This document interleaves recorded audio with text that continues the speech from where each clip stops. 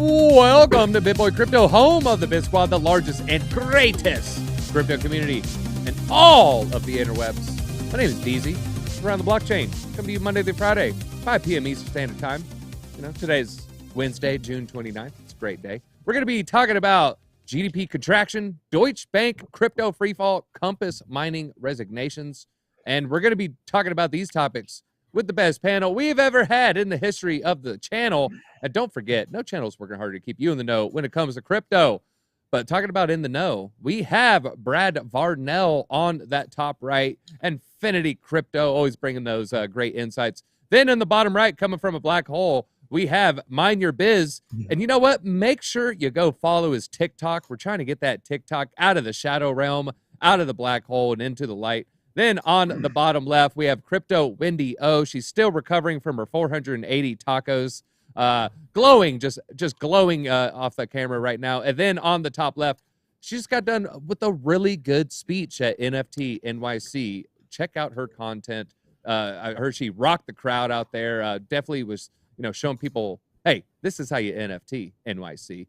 But really great topics today. And before we get into that, though, you know what we do every day.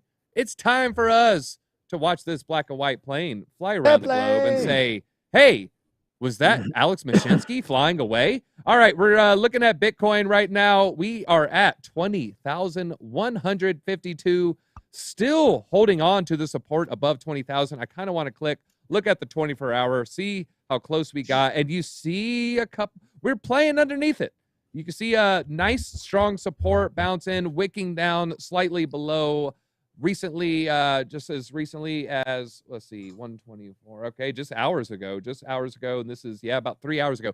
So, Wendy, we're seeing a lot of action. We're seeing this fight at this 20K level. The more we test resistance, the more likely we break through it. Is that what you're seeing too? Well, we called this move on the Sunday live stream. We said that we were probably going to get that retrade $19,000, 19.7, in which we did, and now we're bouncing a little bit. However, this is going to be the 6-hour chart. When we take a look at the daily, if you look at Market Cipher, it's kind of not looking like we're done yet. So I would just be super, super cautious. If you do want to zoom out and you're one of those simply vibing, DCAing or whatever it is, we're in a consolidation range between approximately like $21,000 and $19,000. That's really what we've been doing weekly. So I would not be trading this. I have no interest in trading any of this. Be very, very careful, ladies and gentlemen. Yeah, if you don't have a confirmed trend, just be real careful. You could try to trade the chop, but it is risky if you do not know what kind of market you're in. And right now, I don't think anybody knows what kind of market we're in. If they do say they do know, I would say they're mostly guessing, although there are some who are right more often than not. I will say that. But let's talk a little GDP. We had the GDP numbers come out, and it looks like that first quarter was worse than they expected. In the first quarter, our GDP shrank 1.6%. Now, originally, it was supposed to be 1.5. They had redid the numbers, and it looked a little bit worse than they were even expecting. However, there are analysts saying we might be slightly positive in Q2. Looking at some of the numbers, the growth is as low as 1% to 0.1%. However, that is in the positive, so maybe squashing the talks of a recession. I'm sure other people would strongly disagree and say we are already in a recession. But again, we're going to be waiting for those confirmed stats out of Q2. Now, I see you nodding over there. We have the tech stocks. They bled out. We had growth stocks. They bled out. A lot of cryptos also bled out. Are there any opportunities in this space for the next, 3, 6, 9 months? Or is this just a wait and see and keep that dry powder on the sidelines? Oh my gosh. Well, first off, thanks for having me back on the channel. It's always so much fun to be here with my friends, my comrades, my colleagues at Around the Blockchain and across the various crypto media, CrypTalk, Crypto YouTube, Crypto Twitter. So thanks for having me back. I think this is kind of a wait and see moment, DZ. I really do. I think as far as being able to pick any kind of winners right now, I certainly don't feel qualified to say like, hey, this is definitely going to make it. That's definitely going to make it. And I certainly have stopped saying wag me for a while. So yeah, finding the one that's going to outperform all the rest, I don't know where to look for that sort of a pick in this space. And further, as far as unfortunately being bad news, hate to be that guy, but I'm going to tell it to you straight. I think that there's more bad news in the crypto sphere too. I think that there's very likely a lot more pain that's going to be coming out of some of the institutional players within crypto. So even if you think that there was or thought that previously that there was safety in working with larger groups, whether it is brokerages or it's any kind of custodial platforms that you thought maybe we're not, we're going to be spared the sword of Damocles, right? The insolvency that's hitting all the rest of the platforms. I think there are going to be some people in for a really nasty shock when we find that more of these groups are insolvent than we even thought up to this point. So yeah, I don't see a whole lot of light at the end of the tunnel yet, but that just means we got to go a little farther, a little deeper into this thing. And we start, keep that dry powder on the side for when we do start to see signs of recovery. All right, well, mind your biz. You're saying, it could get a little bit worse, but think of things getting a little bit better. We have Crypto Billy with the super chat. Best NFT review in crypto. Follow NFT Alpha. Thank you, Billy. But Brad, we have mind your biz. He's predicting it could get even worse. We have analysts coming saying, September is when we're starting to expect a severe drawdown. You've been around in finance for, I'm going to say at least a couple years here. I think we're roughly the same age. But how many quarters in your experience do you think we will be in the negative this year? Are we going to just have Q1 only, when we're looking back a year from now, just Q1, or does it look like it might be 2 quarters, 3 quarters, or maybe even all 4 quarters? What's your prediction? Right. Thank you very much for having me on the show again. And thank you very much for comparing me to your age, man. I would love to be your age. If you're my age, you definitely looking great, man. I'm getting ready to turn 49 next month. And it's all that adrenochrome. So I think just like Mind Your Biz said, we are in for a world of hurt for a little, for a while to come. I don't see the normal markets, the normal, outflow and inflow in the traditional markets and just in real estate and stocks and any of that getting better anytime soon. So, I kind of want to switch directions just a little bit. This might be a little bit contrarian, but I think one of the most important things to talk about right now and to think about is not whether or not you should be buying crypto. Yeah, that's important to us. We're all cryptocurrency investors.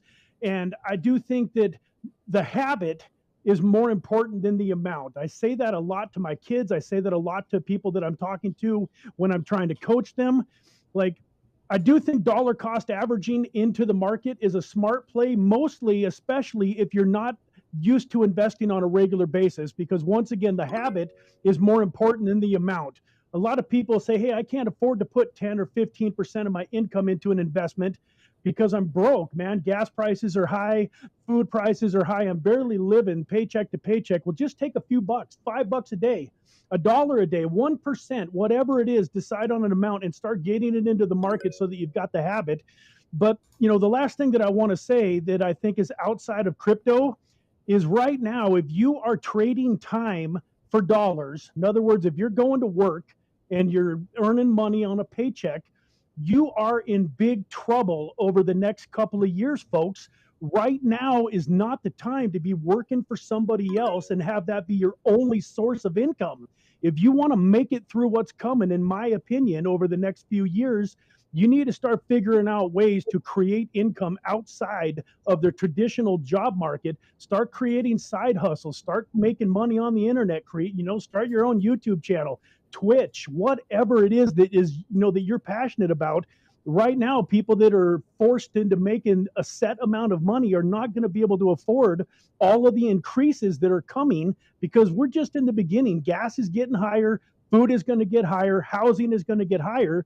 And man, I feel bad for the average person out there that really has no way to combat it. Right now, the only combative way that you can handle this is to educate yourself and start earning money outside of the traditional job markets. All right. Yeah. Love it. Love it. Yeah. There's always good extra sources of income. We have a baby in the audience. Maybe the baby will wave to the camera. I don't know if he'll want to, but Ragzy, we're talking about this economic slowdown, GDP drawdowns. Traditionally, when you think of Brad as saying, people are thinking about food, people are thinking about gas, people are thinking about their bills. What does the art network, what does art do during a recession? How does the art market fare during an economic downturn? And do you think there will be any similarities between the art ecosystem and the NFT ecosystem? Are they highly correlated with a one, or are they maybe a little bit separate? Well, historically, like, as far as the fine arts go, the fine arts is very closely linked, or appears to be closely linked, to the real estate market, actually. So usually when the real estate market tanks, fine art sales usually tend to tank. Assets are sold off. Fine art assets, we're talking like paintings worth millions of dollars, are usually sold for less. They're hard to sell and move at auction. I do think there is a correlation between NFTs that are indeed art NFTs and the fine arts. And I think that we're definitely going to see that correlation as well. NFTs that are just the fine art pieces, you're going to definitely see a slowdown of some of those, or they're not going to sell as high, just because throughout history that seems to have happened in the past. But it's usually the only strong correlation I see is actually with the real estate market, which is really interesting, which would also mean that if the real estate market were to suddenly boom, usually the fine arts market booms as well. So I'm curious to see if that will directly impact NFTs as well, and see if we see a bump along with the real estate. Okay, yeah, definitely interesting thought experiment. Yeah, real estate kind of makes a little bit of sense there. All right, well, let's talk a little Deutsche Bank Crypto freefall. They had their analysts release a pretty big report, and it's pretty dire. It's pretty negative. There's a lot of bad stuff that they're saying was going to happen. This report just came out today. Essentially, they're calling crypto very speculative, high risk assets, and disproportionately affected by central bank tightening. So disproportionately affected by the money printing machine. When they tighten it up, it tightens harder. When they let it go, it pops harder. They had some pretty bad predictions here. One of them is a U.S. recession in 2023 and a peak headline inflation of 9.1% in September. And they're comparing our global stagflation risks to the 1970s, when energy was the top performing industry out there. They say, unless Bitcoin becomes digital oil, its performance is going to be modest during this period of high inflation. Now, Brad, we're talking about inflation and the economy as a whole. Can Bitcoin derive any value from inflation, or is it looked upon as, say, a tech stock or a high-risk stock? Can we turn around this narrative that Bitcoin actually is a hedge against inflation? Because right now, it's certainly not acting like it. Yeah, right now, you're right. It is not acting like it, but it absolutely 100% is, in my opinion, a fantastic hedge against inflation. I see things online, people, putting Bitcoin down and all of the FUD. I was reading a Facebook post the other day where the guy was talking about how he was buying gold and silver, and that Bitcoin wasn't going to be, a store of value against inflation. I 100% disagree with him on that.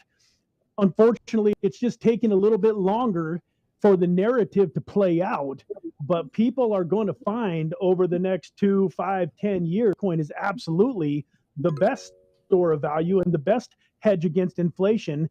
Opinion, I think once again, it comes back to education, and where, the middle class has been getting out for many years now. I read a gentleman named Robert Kiyosaki, Rich Dad, Poor Dad, way back in 1999, that talked about how this was coming. We had a solid middle class and we had the poor, and now the discrepancy between there's getting ready to be class. We're going to have the wealthy and the poor. Right now, folks, is when you got to educate yourself. Like gas prices. I'm not happy about the gas prices going up, but I educated myself, and you know what I did? I went out and bought some U.S. oil stock before it went up. And guess what? If you bought enough U.S. oil stock before all of this inflated gas prices, you're not that disappointed. The gas prices are going because you own the stock. So yeah, there's always opportunity. If something is going up and something is going down, you just got to do the work to figure out what's where to put your money, where to put your time. Yeah, I try to take advantage of the gas as well. I try to fill the back of my truck with some shower curtains down, and then they got all mad at me and started yelling at me for some reason. I don't still wondering why. Now, Crypto Wendy, we've seen these banks oftentimes they like to say a lot of negative things when it comes to crypto. Do you think that Deutsche Bank is just trying to FUD here and maybe get some exposure to some crypto related products? Or do you give a little merit to, Bitcoin's only existed during quantitative easing? Maybe it won't perform that well when they do cut off the money machine. So they are right in that aspect, is that, and this is a very obvious thing, everybody probably knows what's going on and can also reiterate the same idea, is that we don't know how Bitcoin is going to perform in a case of economic turmoil. We can look to other countries that have adopted Bitcoin, or some people from other countries that have unfortunately gone through absolutely terrible and horrible things, and see if it's been a great way for them to hedge against inflation, for them to safely keep their wealth, whatever it is. But as far as these banks, they've been buying Bitcoin and crypto for many, many years. They've been doing it behind the scenes. They create these shell companies. They do it OTC. It's been a very shady practice. And the fact that the banks are coming out, obviously speaking negatively about Bitcoin, crypto, DeFi, CeFi, whatever it may be, it's because it's going to hurt their pocketbook. At the end of the day, all they care about is their bottom line. They care about how much money they're bringing in. They care about control. They care about complying with all of these oppressive third parties. So I personally I don't care what these fancy suits say. It doesn't mean anything anymore. At this point, we have these people that have sat here with these economics degrees, and these fancy smancy people that think they're better than us, a very small majority of people. And they've sat there and they told us we're not in a recession. You're going to be okay, while they sat there and they printed money, and we can barely afford gas. Rents are high, mortgages are high, interest rates are high, food's high. We have an infant formula shortage, all kinds of crazy stuff happening. So as far as these experts, I don't really care to hear what they have to say at this point. Yeah, these fancy schmancy schmucks eating their caviar. Meanwhile, there's like egg and poultry farms burning down. Mind your biz. We might be entering a stagflation-esque period similar to the 1970s. Well, during that time, the top performing asset was a commodity. It was oil. Is there any chance, a commodity like cryptos, let's just say Bitcoin, for you, maybe a Monero? Is it possible that there could be a strong commodity-esque crypto that could perform well during a stagflation period? Well, it's a really great question, because I think, like Wendy's saying, we can reiterate some of the same ideas over and over again. But I think the stagflation question is one that more American or Western, right, members of Western civilization need to be taking more seriously. As mentioned before by Brad, the DCA strategy, but very, very modest DCA, is probably going to be all that most people can muster in the face of economic uncertainty. And if the stagflation question is a serious force in our lives, then tightening one's belt, learning how to be more self-sufficient, possibly having a home garden, doing all the prepper level stuff that our forebears who lived through not just, the stagflation of the 70s, but also the Great Depression before that, like learning some of those life skills is going to become essential. And talking about speculative markets of any type or any kind of investment, certainly, like, I'm a lot more careful about that now. But looking for something that is going to be comparable to digital oil, like the article is saying, or something that's comparable to the energy sector, man, there's no replacement for displacement, right? We've heard about that, the car guys, all our lives. And the same is true of energy exploration, energy diversification, energy like solar batteries, any kind of solar or off-grid technology, learning how to be self-sufficient. If you know how to set up your own hydro or your own wind farms off-grid, all of that's going to become relevant in our lives. And whether or not that's something that we benefit from because we're learning how to be more self-sufficient, ergo saving our money individually and reclaiming our sovereignty individually, or we're looking at these markets to be able to invest, I think that's going to very, very quickly become less important. Some of the stated numbers are talking about, right? The looking towards headline inflation of 9.1%, BS. They were telling us it was 8.3 before, when we knew full well that it was double-digit inflation. When you go and you buy a loaf of bread and it's 150% of what it was before, that is not 8.3%. They've been lying, and they're lying now.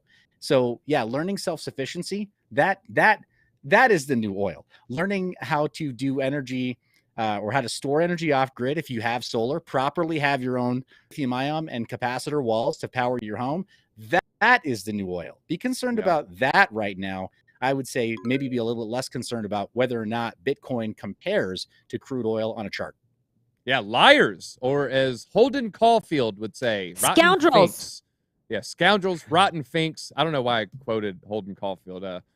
Yeah, I swear I'm not some maniac. All right, last question on this topic. Ragzy, we're hearing about stagflation. We're hearing about possible recession. We're hearing about all this insane, inflation happening right now.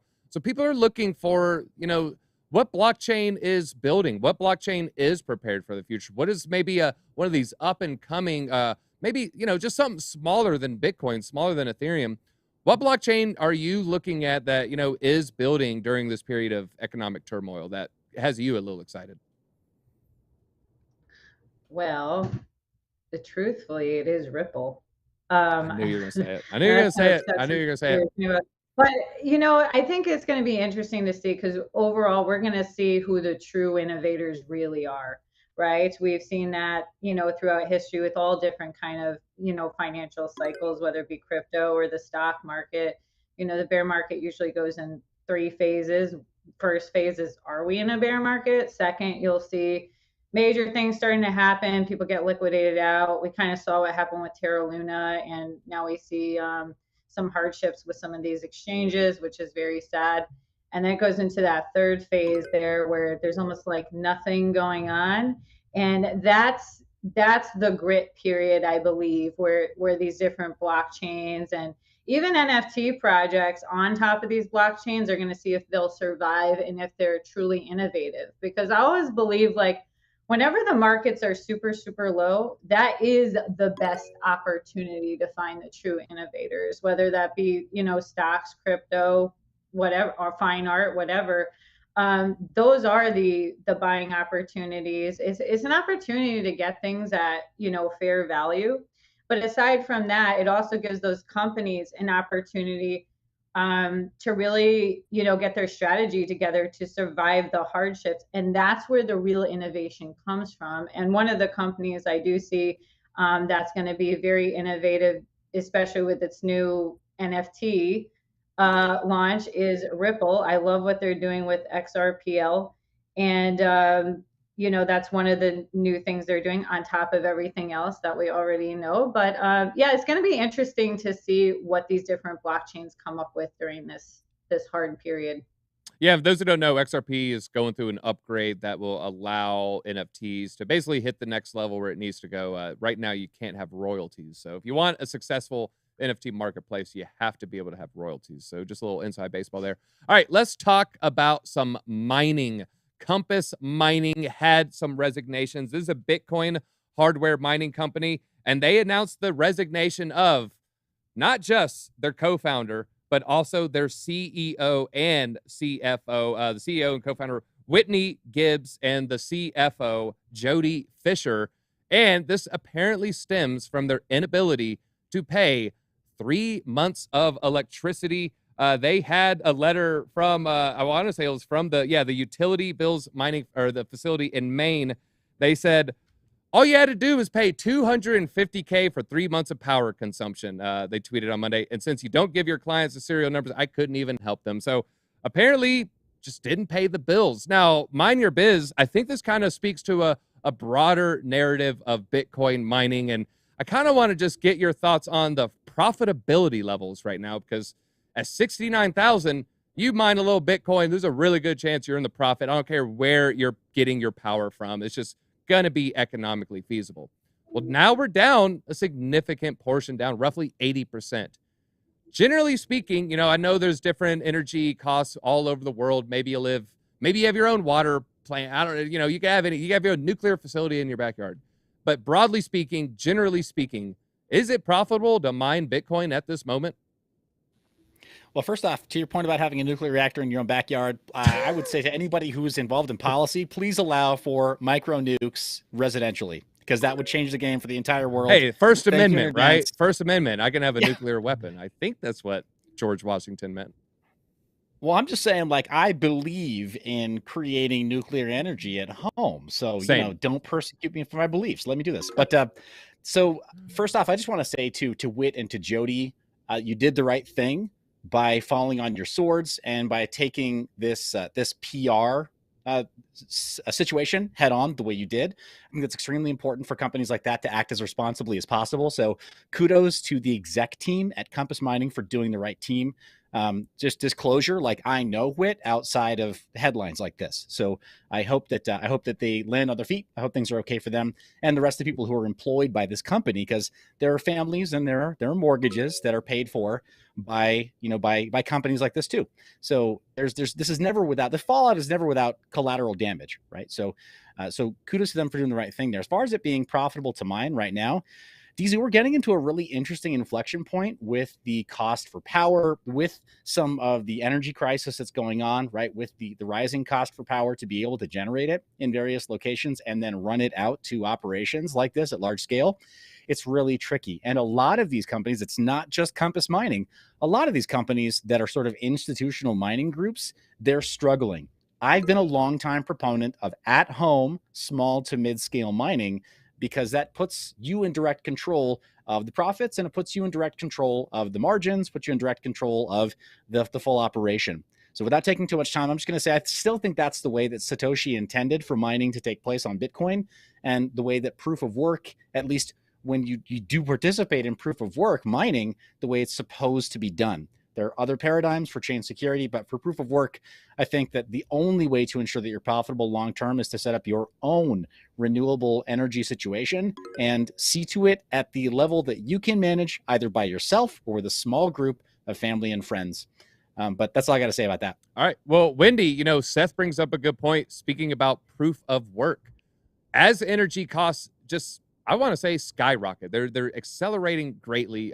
Costs are rising, globally at a very, very massive scale. Does this spell an end for proof of work blockchains more so than even the China ban? I mean, do you feel that the writing's on the wall when it comes to proof of work blockchains for newer projects? Obviously, I don't mean Bitcoin trying to switch to proof of stake, but you're developing a new project. I mean, are you looking at proof of stake as, your mode in the future, given the recent events? Or is this just a short-term problem, short-term pain, maybe a little speed bump?